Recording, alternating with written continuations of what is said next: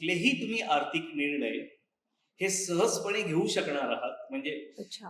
हे खऱ्या अर्थाने आर्थिक स्वातंत्र्य आहे. आपण परिपूर्ण आहोत का? हं. हे पहिल्यांदा आपल्याला ठरवायला पाहिजे. पहिली गोष्ट म्हणजे तुम्हाला EMI एवढे का लागले? आर्थिक नियोजनामध्ये 50, 30, 20 असं एक आपल्याकडे कर्जाचा हप्ता गेल्यानंतर हातात पैसे उरलेत म्हटले की आपण खर्च करायला लागतो. नमस्कार. महा MTVमध्ये आपलं स्वागत. मी तृप्ती पारसनीस आणि माझ्याबरोबर कॅमेरावर आहेत सेजल जाधव आणि सुमित घोरपडे. जानेवारी महिना हा आर्थिक नियोजनाचा महिना म्हणून ओळखला जातो. या महिन्यात प्रत्येकजण आपलं आर्थिक नियोजन करतं. येणारा पगार, त्यातून कट होणारे EMI आणि उरलेली रक्कम यातून मिळणारं आर्थिक स्वातंत्र्य याची सांगड घालणं हे खूप कठीण जातं.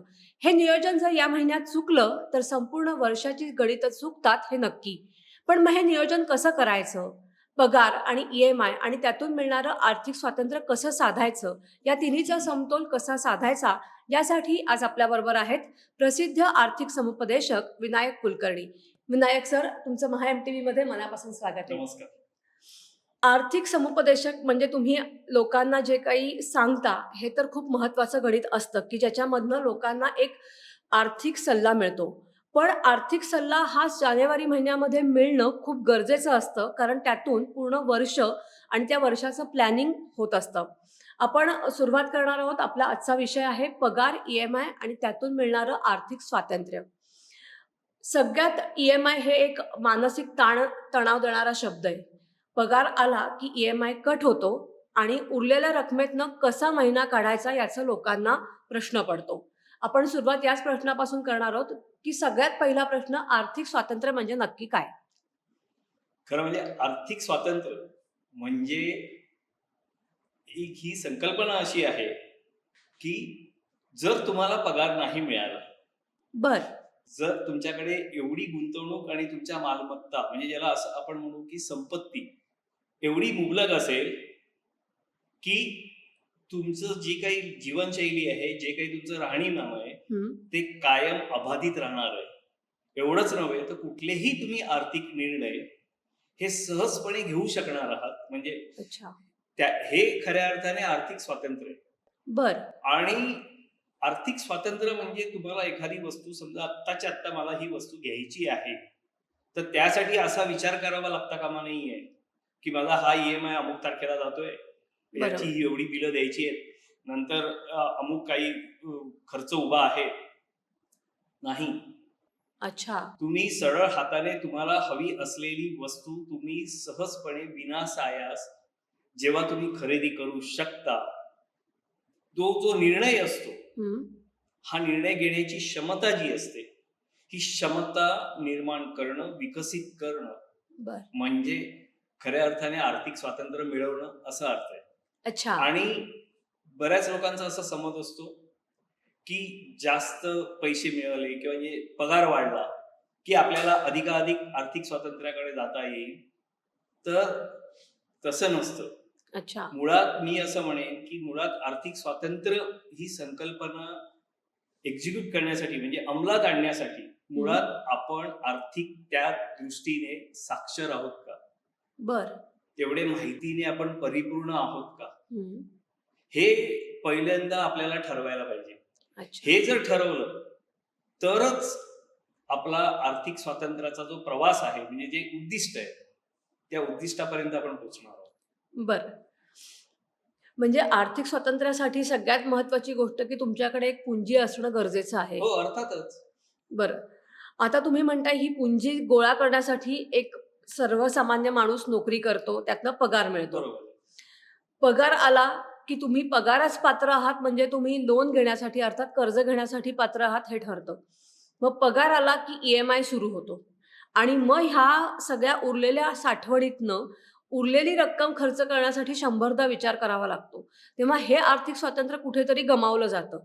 मग हे आर्थिक स्वातंत्र्याची गणितं कशी सुरुवात करायची? पगार आल्यानंतर लोकं एक मोठी चूक करतात. ती कुठली? आणि पगाराचा आणि EMIचा समतोल कसा साधायचा? पहिली गोष्ट म्हणजे तुम्हाला EMI एवढे का लागले? हां, गृहकर्जाचा EMI एक असेल तुमचा, तो मी बरं. मान्य करतो. कुठलीही मालमत्ता निर्मितीसाठी जर तुम्ही कर्ज काढत असाल म्हणजे मग ते राहत्या घरासाठी असेल, दुकानासाठी असेल, तुमच्या व्यवसायासाठी, तर ते निश्चितच चांगलं आहे. बर. म्हणजे तुम्ही एकीकडे कर्ज घेऊन त्या कर्जाच्या रकमेतून तुम्ही तुमची मालमत्ता निर्माण करीत असता. एवढंच नव्हे तर तुम्ही त्या मालमत्तेचे एकीकडे मालकही असता आणि दुसरीकडे उपभोक्ते पण असतात. बर. कारण जी आपली मालमत्ता आहे, ज्याच्यावर आपण कर्ज घेतलेले आहे, ती गहाण पडलेली आहे, ज्या बँकेकडून किंवा ज्या वित्त संस्थेकडून आपण कर्ज घेतलेले आहे. पण तरीही तुम्ही तिथे विनासायास राहू शकत असतात, कारण तुम्ही दर महिन्याला जे EMI भरता ते EMI सुरळीतपणे जात असतात. बरोबर. तर मुळात आपल्याला आपण कर्ज कुठलं घेतलंय? मालमत्ता निर्मितीसाठी घेतलंय का आपला जो बेसुमार होणारा जो क्रेडिट कार्डवरचा जो खर्च आहे बरोबर. आणि त्या क्रेडिट कार्डवरती उचललेली जी रक्कम आहे आपण रोख स्वरूपात, त्याचे हप्ते भरण्यासाठी आपण EMI लावून घेतले आहेत का? या दोन कर्जांमध्ये खूप मोठा फरक आहे. या दोन EMI मध्ये मोठा फरक आहे. बर.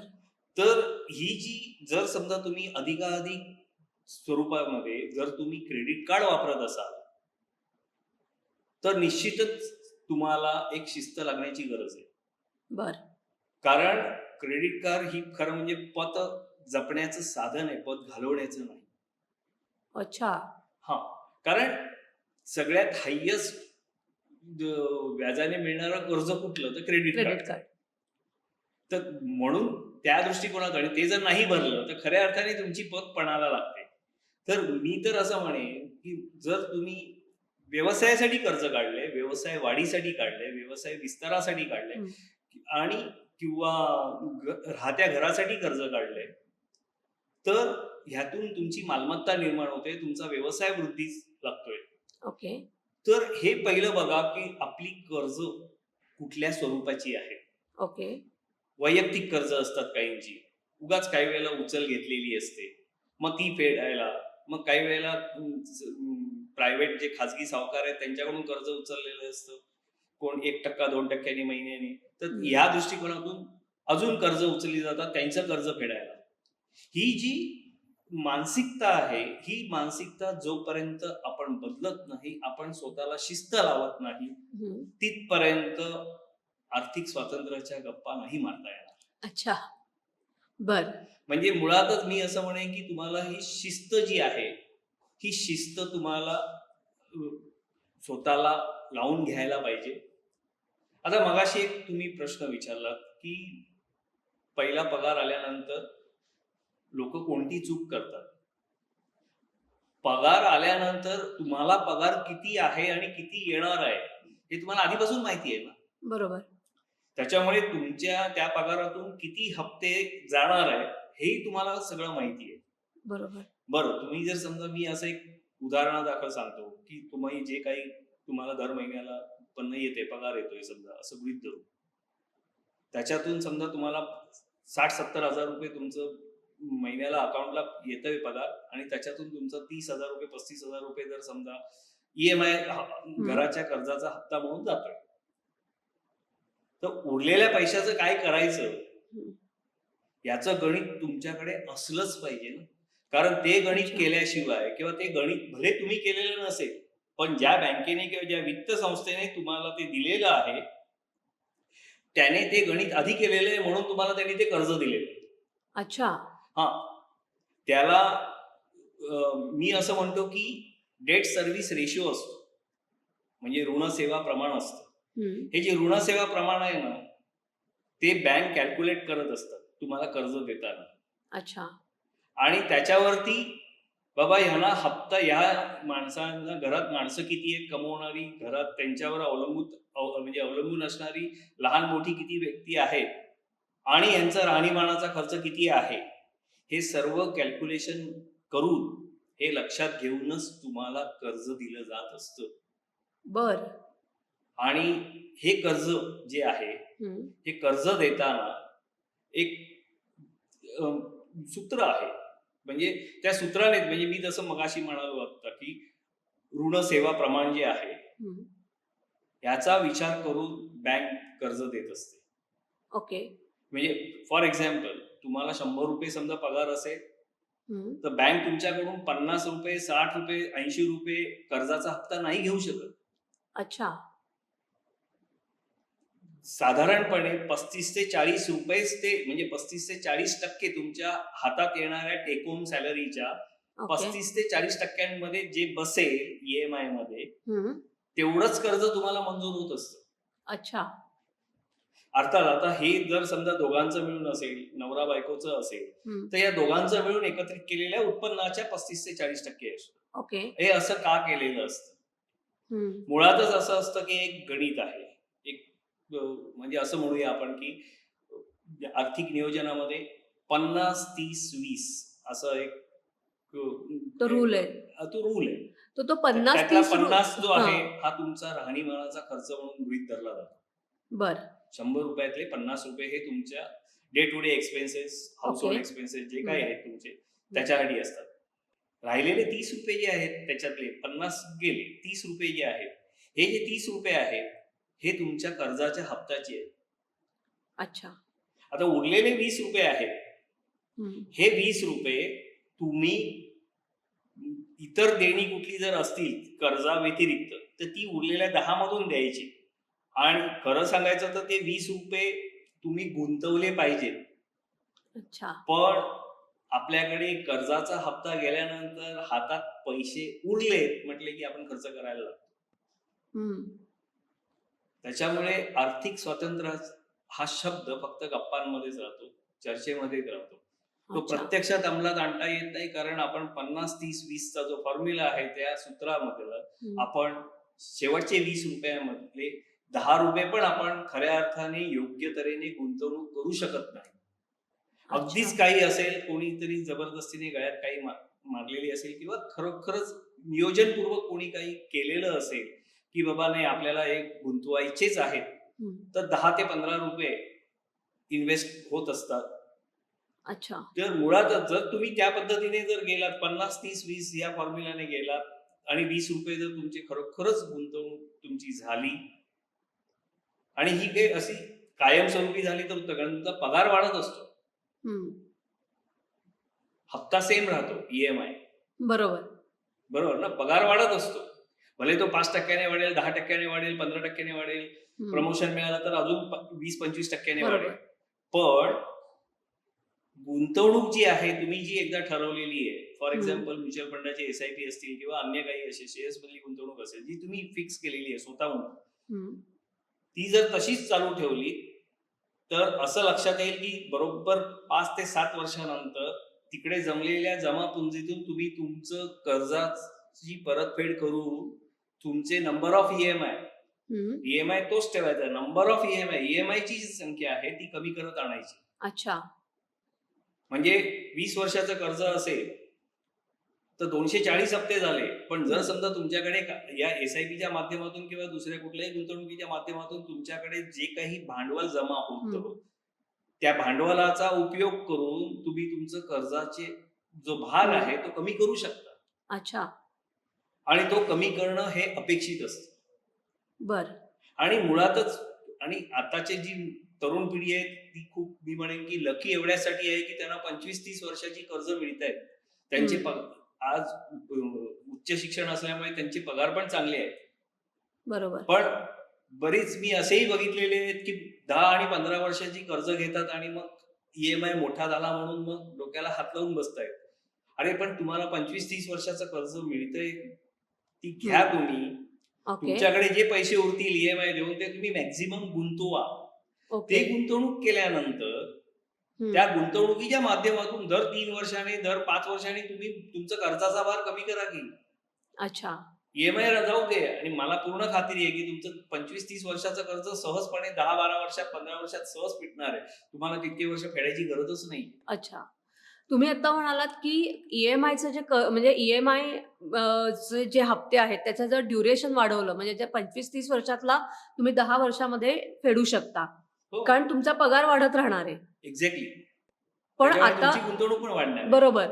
पण आता असं होतं, तरीही एवढं सगळं झालं, आता पगार वाढत राहतो, तरीही आर्थिक ताण कमी होत नाही, कारण ईएमआय जरी संपत असावेत किंवा नसले, कारण ईएमआयचं ड्युरेशन खूप आहे सर.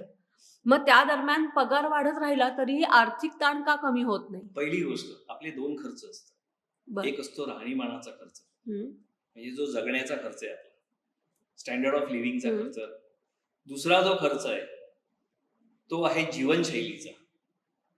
मी कुठल्या सोसायटीमध्ये राहते, बरोबर. त्याच्यामुळे त्यांनी जर समजा BMW घेतली बरोबर. तर माझ्याकडे किमान ग्रँड विटारा तरी हवी. म्हणजे तुम्ही कोणाशी तुलना करताय आणि कशासाठी करताय? बरोबर. माझ्या 5-6 मित्रांकडे आयफोन आहेत, माझ्याकडे साधा फोन आहे हम्म. किंवा दुसरा कुठलाही फोन असेल, फरक काय पडतोय? अच्छा. आणि त्यांच्याकडे जे त्यांनी घेतलेले आयफोन असतील महागडे, ते सुद्धा जर ते त्यांनी EMI वर घेतले, हम्म. हे त्यांनी तुम्हाला सांगितलंय का? बरोबर आहे. मुळात आयफोन घेणं इतकी तुमच्याकडे एक्स्ट्रा पैसे आहेत का? बरोबर.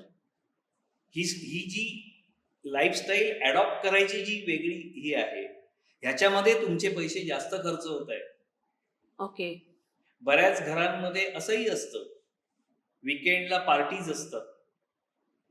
पूर्वी नव्हतं असं. बरोबर. तुम्ही करू नये असं मी मुळीच म्हणत नाहीये.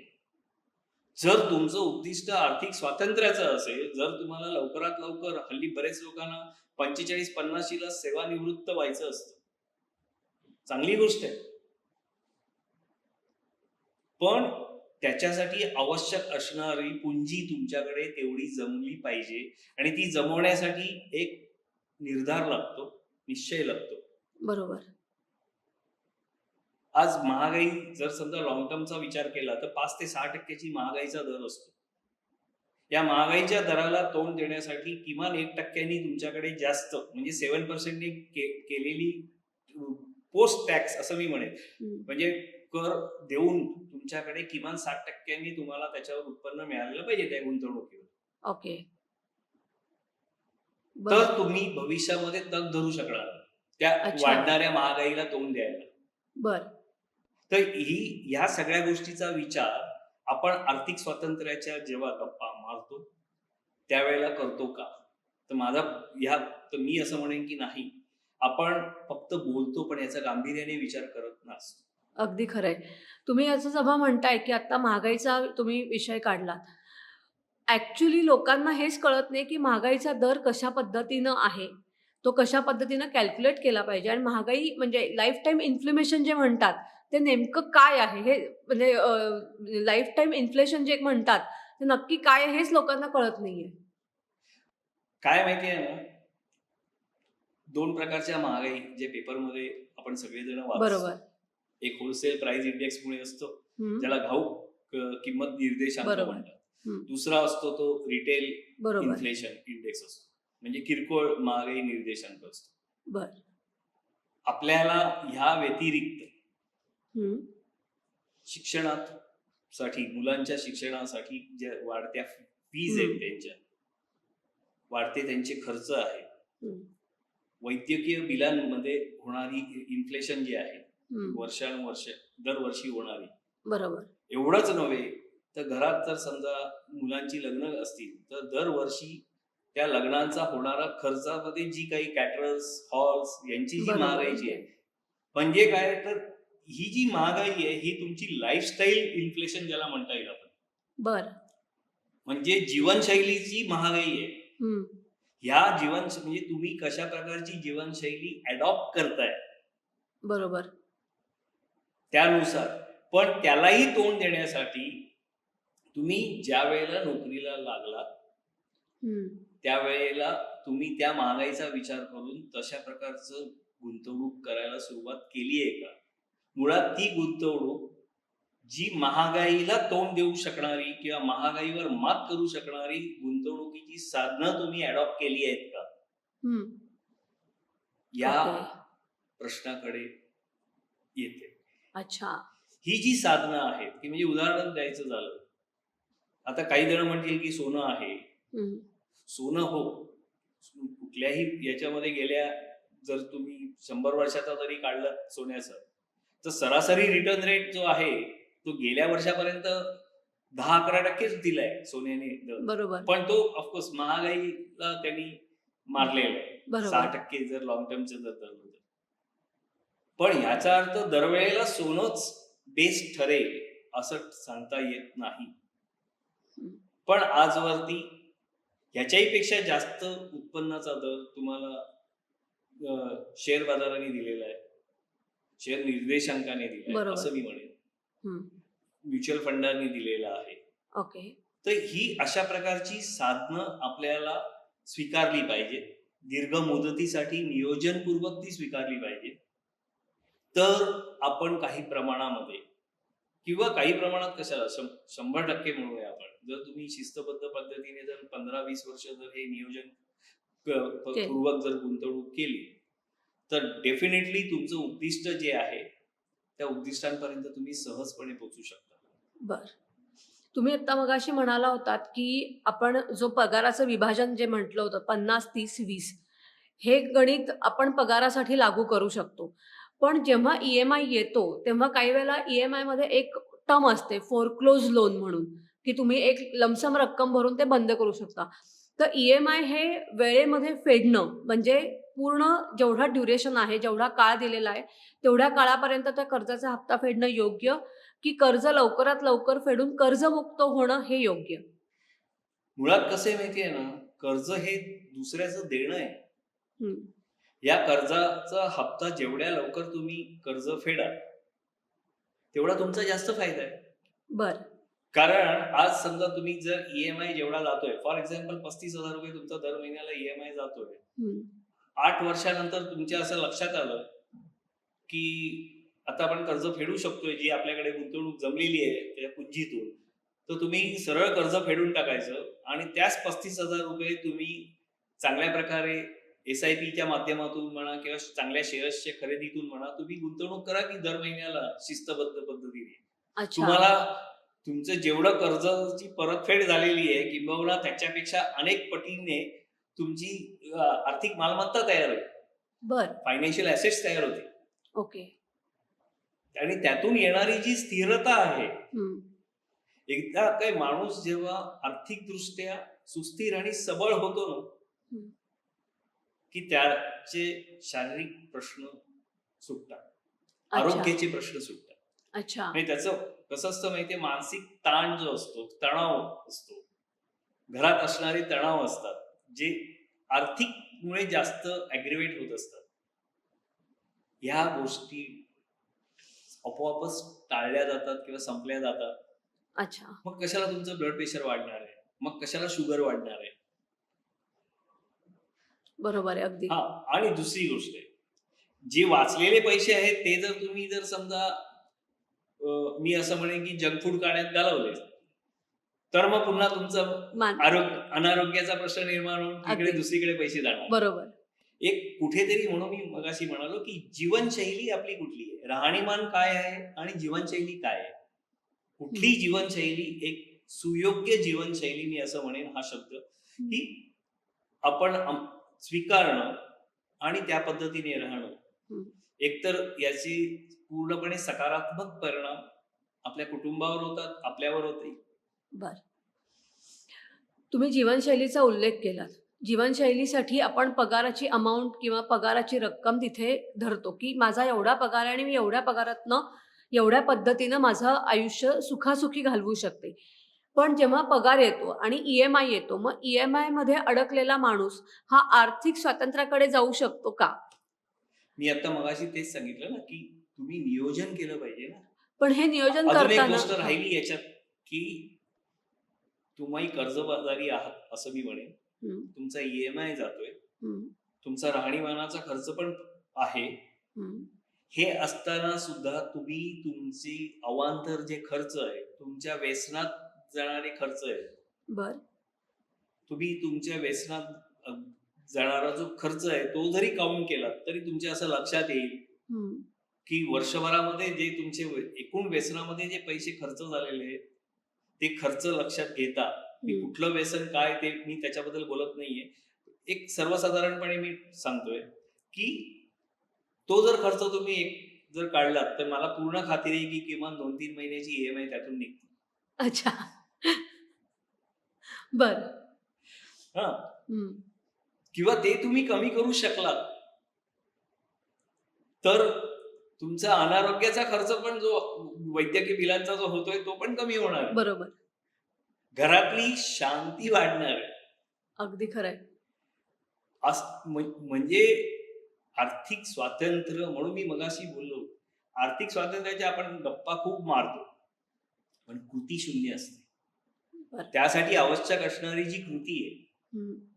मुळात आर्थिक स्वातंत्र्य म्हणजे काय, तर तुम्हाला कुठल्याही प्रकारचं उत्पन्न नाही मिळालं, हं. तरी सुद्धा तुम्ही तुमच्या मनाला वाटेल तसं आणि योग्य प्रकारे तुम्ही तुमची जीवनशैली मेंटेन करू शकाल, इतपत तुमच्याकडे मालमत्ता आणि गुंतवणूक हवी. बरोबर. पण ती निर्माण तर आधी केली पाहिजे, तर तुम्ही फायनान्शियल तुम्हाला बरोबर. फ्रीडम तुम्हाला अनुभवता येणार आहे. बरोबर. सरळ हस्ते तुम्ही खर्च करू शकणार आहात. हं. एक चांगली गोष्ट आहे, की आर्थिक स्वातंत्र्य जर जितक्या लवकर मिळेल ना, जेवढ्या लोकांना मिळेल, त्यातले काही लोकं समाजाला उपयोगी पडू शकतात. बरं. त्यांच्याकडे येणाऱ्या पैशाचं काय करायचं, म्हणजे इतर मार्गाने काही वेळेला जो पैसा येत असतो, तो त्यांच्याकडे उरतो आणि आता त्यांना पूर्ण कल्पना आहे, की अजून पुढची 25-30 वर्ष त्यांना काही ददात नाहीये. बरोबर. पण तरी पण जेव्हा पैशाचा ओघ येत असतो, त्या हं. पैशाच्या ओघातून कुठेतरी त्यांना असं वाटतं, की आपण समाजासाठी काहीतरी करावं. ओके. आणि मग ती लोकं पुढे येतात. त्यांना ते रिअलाईज होतं. हं. पण ऑफकोर्स हे रिअलायझेशन कोणीतरी करून द्यावं लागतं आणि स्वतःहून रिअलाईज होणं फार कठीण असतं. बरोबर. पण कोणी जर करून दिलं, तर त्याचा अप्रत्यक्षपणे समाजाला फायदा होऊ शकतो. म्हणजे एक कुटुंब जर आर्थिक स्वातंत्र्य मिळवू शकलं, हं. तर त्याच्यामुळे समाजाला खूप फायदा होऊ शकतो. अच्छा. मी असं म्हणेन. बरं. कारण मी अशी काही लोकं बघितलेली आहेत, की ज्यांच्याकडे आर्थिकदृष्ट्या ते सबल बनलेले आहेत हं. आणि आता ते काही एनजीओना मदत मदत करतायत, करतात. काही स्वतःहून जाऊन तिथे स्वतःचा वेळ देत आहेत. बरोबर. हां. ओके. आपण सर्वसामान्य लोकांमध्ये जेव्हा असतो, म्हणजे एक सर्वसामान्य माणूस म्हणून जेव्हा मी विचार करते, तेव्हा मी पूर्णपणे फक्त पगारावरती अवलंबून आहे. जर मी पूर्णपणे पगारावरती अवलंबून आहे, तर हा माझ्यासाठी एक मानसिक ताण पण असतो, की उद्या माझे ई-एम-आय गेल्यानंतर माझ्याकडे जेवढी रक्कम राहणार आहे, त्या रकमेतूनच मला उरलेला महिना काढायचा आहे. सो त्या हिशोबाने जर मी गणित करायचं म्हटलं, तर मी पूर्णपणे पगारावर अवलंबून राहणं योग्य की अयोग्य? पूर्णपणे अयोग्य. अच्छा. पगाराव्यतिरिक्त आपण कसं आहे माहिती आहे ना, एक म्हणजे मी असं म्हणेन, की महाराष्ट्रीयन लोकांची एक चौकट आहे. हं. आपण त्या चौकटीच्या बाहेर ना किंवा कधी बघितलंही नाही किंवा चौकट मोडायचाही प्रयत्न केला नाही. हं. आता बरेच लोकं करतायत. ती चांगली गोष्ट आहे. मी असं म्हणेन, की नोकरी व्यतिरिक्त कुठलं उत्पन्न, ते तुम्ही उत्पन्नाचं बरं नाही ठीक आहे, मी सरकारी नोकरीत आहे, मला नाही दुसरं काही हं. करता येत आहे. हं. पण सरकारने तुम्हाला असं कुठे सांगितलंय, की तुम्ही दुसरीकडे कामच करून पैसे कमवले पाहिजे. बरोबर. हां. तुम्ही अशा प्रकारे गुंतवणूक करा, की तुम्हाला डिव्हिडंडच्या रूपातून शेअर्सचे वरती जे लाभांश आहे, त्याच्या रूपातून तुम्हाला चांगलं उत्पन्न मिळवू शकाल तुम्ही. बरोबर. काही वेळेला काही असे एन-जी-ओज आहेत, तुमच्या ज्ञानाचा उपयोग तुम्ही त्यांना द्या. त्यांच्याकडून ते तुम्हाला काहीतरी मानधन देऊ शकतील. बरोबर. म्हणजे मुळातच कसं आहे, की माझ्याकडे वेळ नाही, हं. ही पहिली सबब. बरोबर. दुसरी सबब, मी नोकरी व्यतिरिक्त काही करू शकणार नाही, हे तुम्हीच ठरवलंय. हो. बरोबर. हां. तिसरी गोष्ट, आहेत त्या नोकरीत तुम्ही स्वतःला अपग्रेड करताय का? तर नाही. हं. बाकीचे आपल्या बरोबरीचे लोकं काहीतरी एक्स्ट्रा क्वालिफिकेशन घेऊन किंवा ॲक्वायर करून ते पुढे जातायत. मग तुम्ही का नाही जात? बरोबर. तुम्ही पण शिका. व्यावसायिक काहीतरी पात्रता तुम्ही स्वतःहून घ्या हं. आणि मग नंतर जा की पुढे. म्हणजे तुम्ही तुमचा पगार वाढेल, तुमचं पद वाढेल, ओके. त्याचा फायदा तुम्हाला होणार आहे. कसं आहे की आपल्याला ना नन्नाचा पाडा पटकन बोलता येतो. खरंय. आपण सकारात्मक कधी विचार करणार आहोत, विशेषतः पैशाच्या बाबतीत, असं मी म्हणेन. हं. आपल्याला आपली गरिबी, मी असं म्हणतो की म्हणजे गरिबी दूर करायची आहे का त्याची टिमकी वाजवायची आहे? बरोबर. हा एक पॉइंट आहे. तुम्हाला गरिबी दूर करायची असेल तर तुम्हाला स्वतःला आधी शिस्त अंगात बिनवली पाहिजे. बरं. आपले जे काही व्यसनं असतील, आपले जे काही अवांतर खर्च असतील, याच्यावर नियंत्रण पहिलं आणलं पाहिजे. आपली क्रेडिट कार्ड सूट स्वाईप करायची जी सवय आहे ती बंद केली पाहिजे. हं. आता क्रेडिट कार्ड नाही, आता तर सरळ जीपे आलंय, भीम ऍप आहे, त्याच्या मोबाईल असं केलं की दिसला पाहिजे. ते पण थांबवलं गेलं पाहिजे काही प्रमाणात. बरोबर. म्हणजे कुठेतरी मी असं म्हणेन की स्वतःलाच नियंत्रित करणं हं. आज ही गरज आहे. आणि जेव्हा तुम्ही स्वतःला नियंत्रित करता तेव्हाच तुमची आर्थिकदृष्ट्या पहिल्यांदा तुम्ही समृद्ध व्हाल. बरं. आणि ज्या वेळेला तुम्ही आर्थिकदृष्ट्या समृद्ध होणार त्याच वेळेला तुमची वाटचाल आर्थिक स्वातंत्र्याकडे होणार आहे. तोपर्यंत होणार नाहीये. अच्छा. तुम्ही आता आर्थिक स्वातंत्र्य म्हणालात. आर्थिक स्वातंत्र्यासाठी सगळ्यात महत्त्वाचं की स्वतःला शिस्त लावली पाहिजे. आता ह्यातलाच त्याच्याचला धरून माझा प्रश्न आहे, की जास्त पैसे खर्च करणं, हे म्हणजे जास्त ई-एम-आय देणं आणि त्यातनं कर्जमुक्त होणं, का जास्त पैसे मिळवणं आणि त्यातनं सेव्हिंग करणं, हे दोन्हीचं गणित साधताना आर्थिक स्वातंत्र्य मिळू शकतं का? का मी तेच म्हणतो ना की का नाही मिळणार? मुळात तुम्ही कर्ज कुठली काढली आहे त्याच्यावर अवलंबून आहे. तुम्ही बरोबर. घरासाठी कर्ज काढले, ते बरोबर. तुमच्या स्वतःच्या निवारासाठी आहे. हं. चांगलं कर्ज. अच्छा. गुड डेट्स आणि बॅड डेट्स ओळखायला शिका. अच्छा. तुम्ही क्रेडिट कार्डची बिलं भरण्यासाठी जर कर्ज काढलं असेल तर इट्स अ बॅड डेट. म्हणजे हं. हे वाईट कर्ज आहे. बरोबर. तुम्ही गाडीसाठी कर्ज काढलंय पण तुम्ही व्यावसायिक आहात, तुमचा उद्योग आहे काहीतरी, तर तुम्हाला त्या गाडीसाठी काढलेल्या कर्जाचं डेप्रिशिएशन मिळणार आहे. तो अलाउएबल एक्सपेन्सेस मध्ये तुम्हाला तो खर्च दाखवता येणार आहे. हं. तुमचे दर महिन्याच्या कर्जाचे हप्ते. पण तुम्ही एखाद्या नोकरीत आहात आणि केवळ एक घरात गाडी असावी किंवा तुम्हाला असं वाटते की तुमच्या आजूबाजूला असणाऱ्या लोकांच्या किंवा नातेवाईकांच्या गाड्या आहेत म्हणून तुम्हाला तुमच्याकडे गाडी पाहिजे, बरोबर. तर घेऊ पुन्हा नका. अच्छा. पुन्हा लाईफस्टाईलचा प्रश्न. लाईफस्टाईलचा प्रश्न येतो. बरोबर. मुळातच आपण राहणीमान आणि जीवनशैली हं. समजून घेतली आहे का, ती समजून घेण्याचा आधी प्रयत्न केला पाहिजे. अच्छा. आपलं राहणीमान काय आहे, आपली जीवनशैली काय आहे, आणि पियर प्रेशर म्हणजे तुमचे जे कोण नातेवाईक असतील, जे कोण मित्रमंडळी असतील, जे कोण शेजारी असतील, हं. ते कसे खर्च करतात. अरे त्यांनी केलं म्हणून तुम्ही केलंच पाहिजे असं नाहीये. बरोबर. काही वर्षाने तुम्हाला परिस्थिती वेगळी दिसेल. तुम्ही ऍसेट्स क्रिएट करत जा, तुम्हाला कधीच प्रॉब्लेम येणार नाही.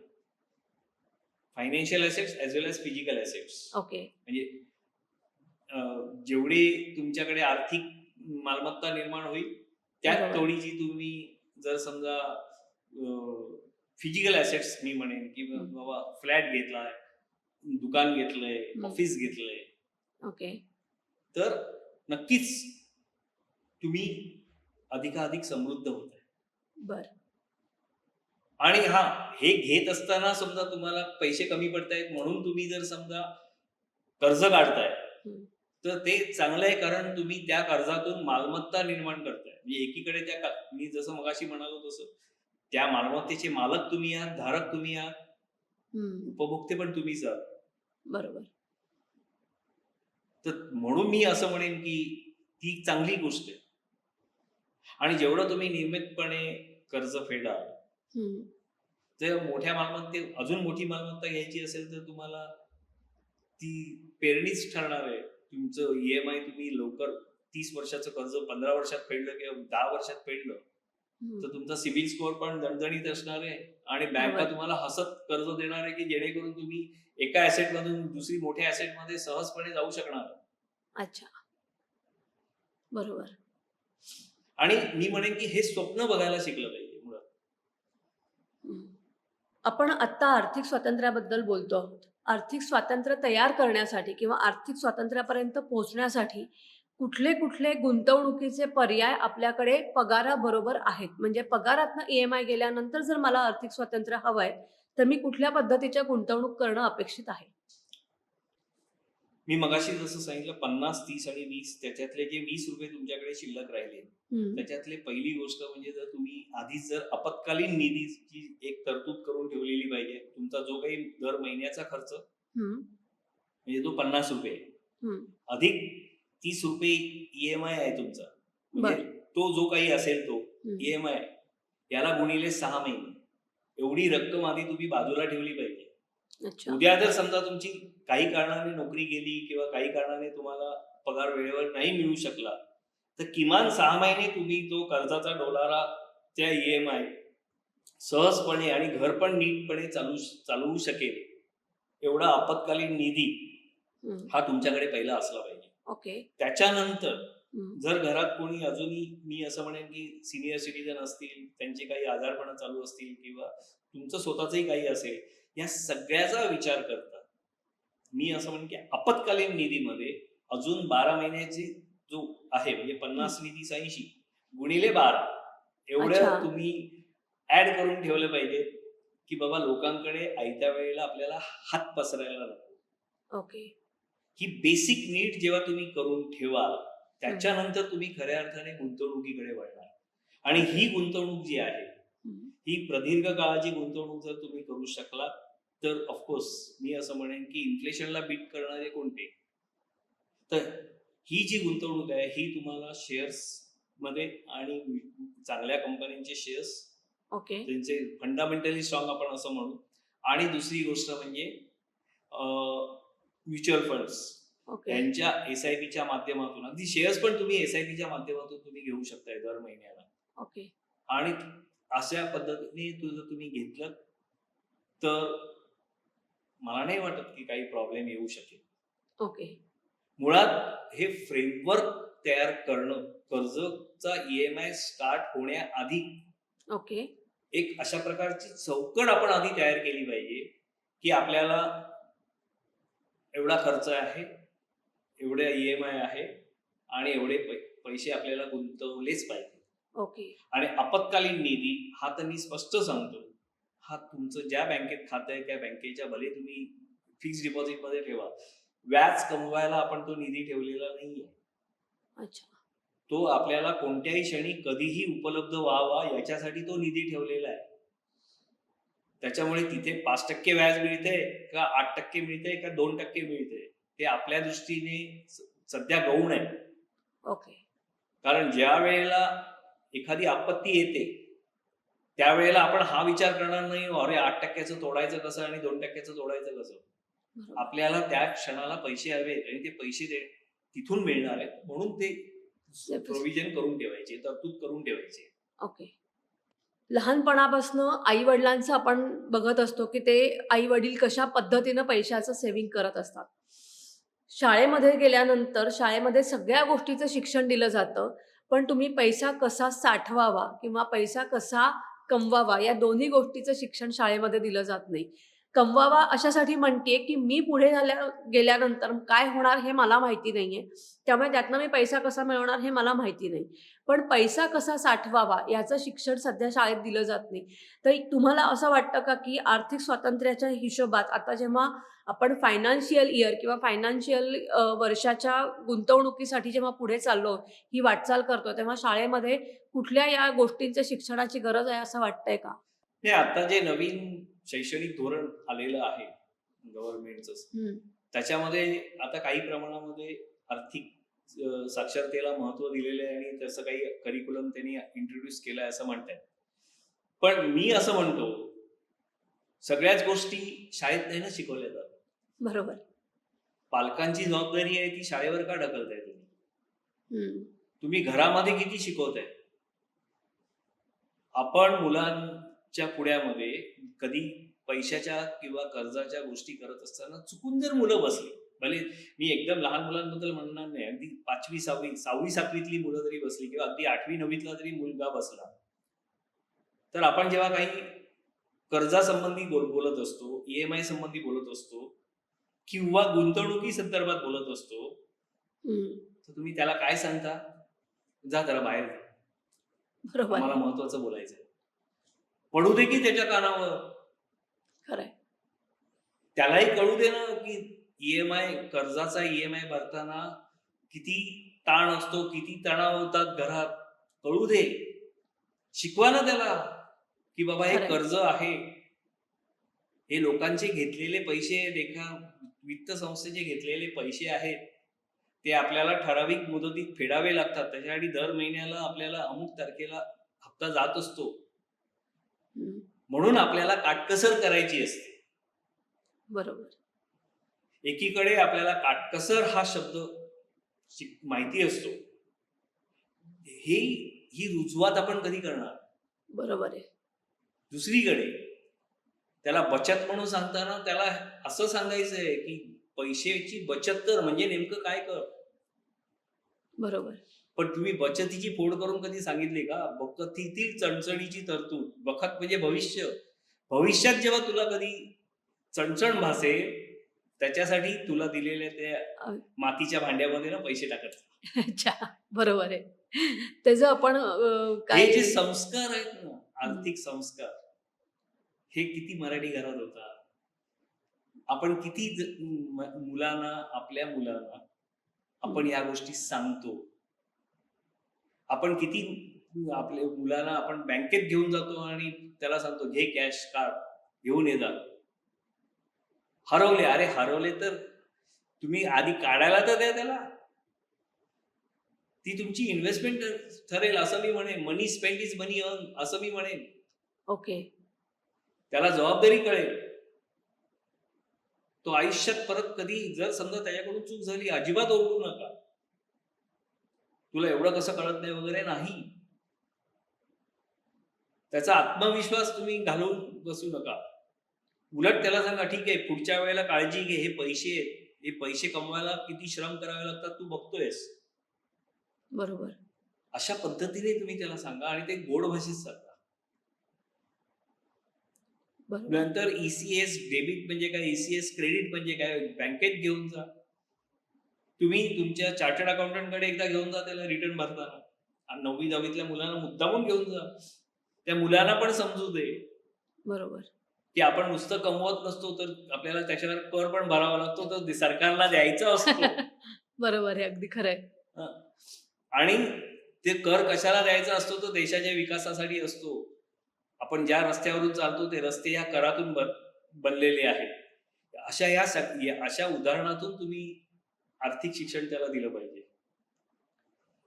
सगळ्याच गोष्टी मी असं म्हणणार नाही की सरकारवर टाकून किंवा शाळेवर टाकून. मला तरी हे स्वतःला वैयक्तिकरित्या पसंत नाही.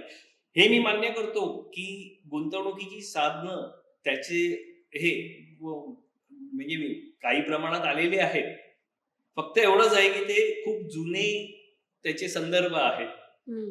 आयकर म्हणजे काय किंवा आयकर कशा प्रकारे आकारला जातो, त्याचे जे संदर्भ आहेत, ते जर समजा आत्ता विद्यमान आयकर याच्याशी जर ते निगडीत असले, हं. तर त्या पद्धतीने आजच्या मुलांना त्याच्या खऱ्या अर्थाने त्याचं ज्ञान मिळेल.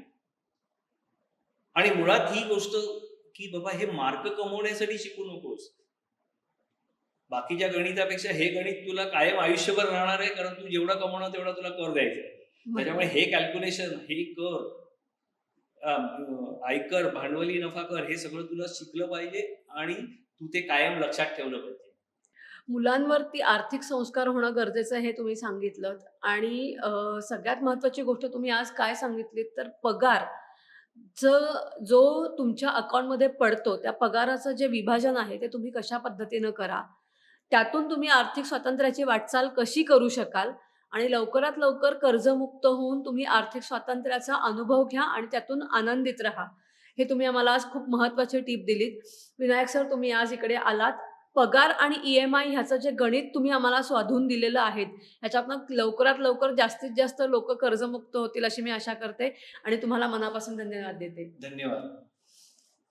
तुम्हाला पगार किती मिळतो, त्या पगारातनं तुमचा EMI किती जातो आणि त्यातून तुम्हाला आर्थिक स्वातंत्र्य कसं मिळतं, या सगळ्या गोष्टीचा समतोल कसा साधायचा हे तुम्हाला आम्ही आमच्या या पॉडकास्टमधून सांगितलं. तुम्हाला आमचा हा पॉडकास्ट कसा वाटला हे आम्हाला कमेंट करून जरूर कळवा. त्यासाठी MHA MTBला लाईक करा, शेअर करा आणि सबस्क्राईब करा. धन्यवाद.